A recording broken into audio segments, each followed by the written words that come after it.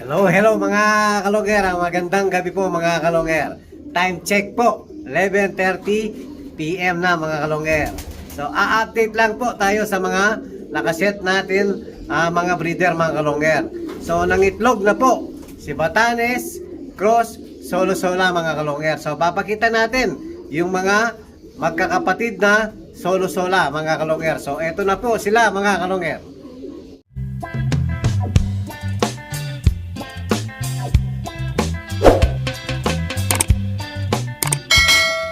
Hello mga kalonger. So eto po si Batanes. Ayan. Yan po si Batanes. So pinaris natin mga kalonger kay kapatid ni Solo Sola. So ito po yung original na Solo Sola Aviar Clacker natin. Ayan. Yung kapares ni Pato 1K mga kalonger. So meron na silang anak, malalaki na po. Ayan, hindi natin napaampon sa iba mga kalonger. Try natin hanapan ng para hindi gaano malasbag yung mga ibon natin. Pag may ganitong kasinlaki doon sa breederan natin doon sa bodega. So try na natin ilipat para makapag itlog na ulit yung magpares na si Solo Sola Aviar Clacker natin. Ayan po mga kalonger. Tapos si Pato 1K. Ayan. Tapos, yung kapatid ni Solo Sola, mga kalonger, yun ang pinaris natin kay Batanes. So, eto po, full sibling ni Solo Sola Aviar Clacker natin mga kalonger. Yan, may itlog na po sila. So, itlog lang ng dalawa kahapon. So, bali isang araw pa lang sila nalilimliman. Sana mag-fertile po yung itlog ni Solo Sola Cross Batanes mga kalonger. Sana po mag-fertile yung itlog nila. Lagyan natin ng plus. Yan, dahil madilim po. Yan, sana mag-fertile kayo. Yan, napakagandang parisan mga kalonger. Tapos papakita pa natin itong magkakapatid. Madami tayong tinabing magkakapatid na Solo Sola mga kalonger. So yung isang Solo Sola, ito nakaparis kay Javier Finisher din. So ito si Javier Finisher. Ayan. So ito yung Solo Sola rin. Namisa na rin mga kalonger. Kakapisa lang kaninang umaga. Ayan, sabay napipisa lahat ng mga nakaset natin mga kalonger. Yan, black check kagaya nung isang pinakita natin asawa ni Batanes, black check din. Pero si Solo Sola Aviar Clacker checkered po mga kalonger. So ito black check. Halos black check po yung kapatid ni Solo Sola Aviar Clacker. Meron din naman na blue bar, pero halos lamang po yung black check mga kalonger. Ayan, halos po long distance po ang laro niyan kasi Javier Finisher po, tapos kapatid ni Solo Sola Aviar Clacker.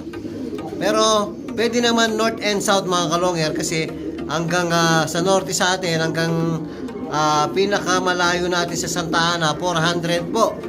So nakaka-speed naman ng mabibilis yung ibon natin. So, pwede natin ilaro north and south yung mga ibon natin. Yan po kasi yung mga nabuo natin mga bloodline, north and south na po mga kalonger. Tapos, ito pa yung isang kapatid nila.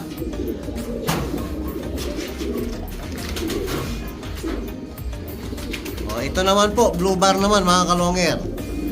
Ayan. Halos black check, ito blue bar naman. Yan, may itlog na rin po. So, in-inbreed natin sa tatay. So, ito po yung original na Solo Sola. Yan, yung tatay ni Solo Sola Aviar Clacker. Yan po, ang original na Solo Sola mga kalonger. So, pamilyang Solo Sola, halos po ang binibreed natin ngayon. Yan, para maparami natin yung mga pamilyang Solo Sola mga kalonger. So, titignan natin kung magaganda ang ilalaro ng magiging anak ng mga brinid natin mga Solo Sola Yung ano mga kalonger, pwede rin natin yan ipalaro yung mga sobra sa mga anak nila. So swerte ang mga makakakuha sa mga linyadang solo-sola na ibibreed natin mga kalonger. Siyempre, ibabahagi natin yan mga kalonger sa mga kapwa natin pansier. Yan, para po magkaroon kayo ng magagandang linyada rin sa napakamurang halaga. So 50 pesos lang po ang taya sa palaro natin. So free training box, small training box po. Free 10 pieces comb ring, free 500 sieving po mga kalonger. Ayan po, napakaganda ng mga nakaset nating ibon. Yan po yung pamilyang solo-sola. Meron pa po mga kalonger, meron pang naka-flight na pwede natin iset pa. So pinapagulang ko pa yung iba. So talagang madami po akong in-stock na solo-sola family mga kalonger. Tapos yung sisibat naman, halos namimisa na rin. Ito. Ayan, sisibat. Ayan, cross ng Kaufman. Ayan, napakailap na ibon to mga kalonger. Ito sisibat. Ayan may tiningnan ko yung itlog niya kanina mga kalonger.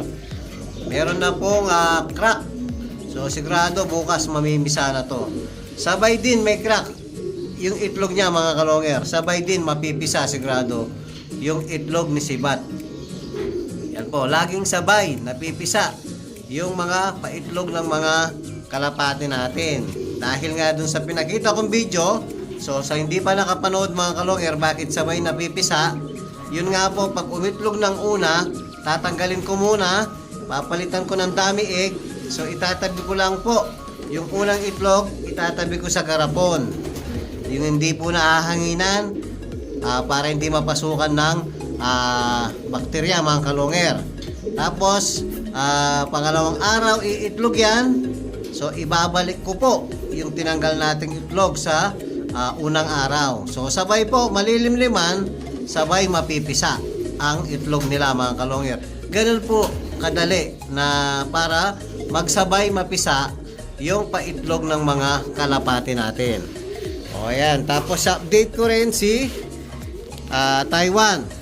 Yan po. Namisa na rin si Taiwan. So meron kasabay dun sa bodega. Dahil nga matagal nang nakabreed tong dalawang to. Ayan, si Ukos Japan din, lahi ng Ukos natin. So subok na po yung mga anak nito dahil nakapag-Javier na po yung anak ng Taiwan natin at saka Japan. Nakapag-Norte na rin. Yan po, North and South din ang mga laban. So napakabilis ng nagiging anak ng mga to. So ang gagawin ko mga kalonger, bibiyakin na natin bukas. So itutuloy ko pa rin ang breeding ni Taiwan. May gusto akong ipares mga kalonger. Gagawa tayong mas mabilis na ibon. So meron akong ipapares dito, speed bird din mga kalonger. So dahil speed bird si Taiwan, ayan, may ipapares ako speed bird din. Speed bird din na nabubulula tayo mga kalonger. Para next season po, meron tayong mga speed bird mga kalonger. So gagawa tayong mga speed bird naman ngayon. Dahil para may panlaban tayo.